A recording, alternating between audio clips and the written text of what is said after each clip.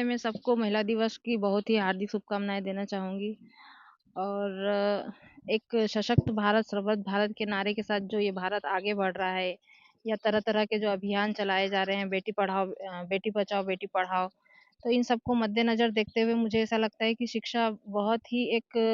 क्रांतिकारी रूप में अगर हम महिलाओं के लिए देखें तो क्रांतिकारी साबित हो सकती है। क्यों? अगर एक महिला पढ़ेगी तो वो समाज को सभ्य बनाने में एक अच्छा योगदान दे सकती है क्योंकि जो आजकल परिवेश में जो घटनाएँ घट रही है या हम बोलें कि जो थोड़ा संस्कारों में हम देखते हैं कि बच्चे पीछे रह जा रहे हैं या वो कहीं न कहीं जो बेसिक पहला जो स्टेप होता है वो घर से ही शुरू होता है, जो संस्कार आते हैं वो घर से ही आते हैं, शिक्षा तो दूसरा चरण है। और जब बच्चे हमारे पास आते हैं तो मुझे ऐसा लगता है कि महिलाएँ कभी कहीं अपनी बातों को खुल के नहीं कह पाती। तो मेरा काम यही होता है कि लड़कियों को सही हक के बारे में बताया जाए क्योंकि लड़कियाँ सिर्फ़ किताबी ज्ञान को ही ज्ञान समझती है। वो लर्निंग प्रोसेस को कहीं न कहीं भूल गई है। वो ये भूल गई है कि शिक्षा का सही अर्थ तो सीखना, संस्कार देना, सामाजिक बंधन में अच्छे से रम जाना,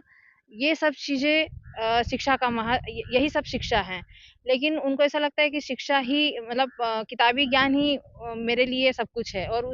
इन सब चीज़ों के उसमें वो अपने आप को समझ नहीं पा रही है। तो मेरा पहला काम यही होता है कि बच्चों को राइट डायरेक्शन देना, चाहे वो किताबी ज्ञान से हो, चाहे वो सामाजिक ज्ञान से हो, चाहे फिर उनकी सीखने की प्रोसेस से हो। मैं पूरी तरह से उनको कोशिश करती हूँ कि हर पहलू पे मैं उनसे बात करूँ, उनकी समस्याओं को सुनूँ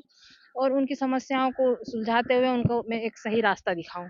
तो मैं शिक्षा के लिए मेरा मेन महत्व यही होता है कि जो मेरा विषय है, उससे हट के भी मैं उनसे बातें करूँ और उनकी समस्याओं को सुलझाने का काम करूँ।